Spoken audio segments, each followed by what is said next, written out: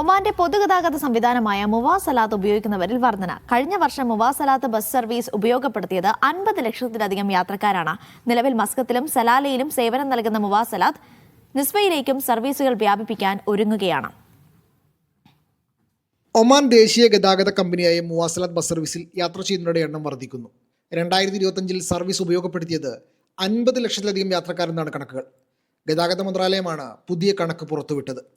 നിലവിൽ മസ്കത്തിൽ 12 റൂട്ടുകളിലും സലാലയിൽ 2 റൂട്ടുകളിലുമാണ് മുവാസലാത്തിന് സർവീസ് ഉള്ളത്. വരുന്ന ആളുകളിൽ നിസ്വയിലേക്കും സർവീസുകൾ വ്യാപിപ്പിക്കാൻ ഒരുങ്ങുകയാണ്. Digital ticket platform, IVMS tracking system, പൊതുഗതാഗത സ്റ്റേഷനുകൾ എന്നിവ ഉൾപ്പെടെ നിരവധി പദ്ധതികൾ മന്ത്രാലയം നിലവിൽ നടപ്പിലാക്കുന്നുണ്ട്. അതേസമയം 2050ഓടെ കാർബൺ ബഹിർഗമനം 0-ലെത്തിക്കുക എന്ന ലക്ഷ്യത്തിന്റെ ഭാഗമായി തെരഞ്ഞെടുക്കപ്പെട്ട റൂട്ടുകളിൽ മുവാസലാത്ത് ഇലക്ട്രിക് ബസ്സുകൾ പരീക്ഷണാടിസ്ഥാനത്തിൽ ഓടിച്ചു തുടങ്ങിയിരുന്നു. 28 യാത്രക്കാരെ ഉൾക്കൊള്ളാൻ കഴിയുന്ന ഈ ബസ്സുകൾ മണിക്കൂറിൽ 70 മുതൽ 130 കിലോമീറ്റർ വരെ വേഗതയിൽ സഞ്ചരിക്കാൻ രൂപകൽപ്പന ചെയ്തവയാണ്. Media 1, Muscat.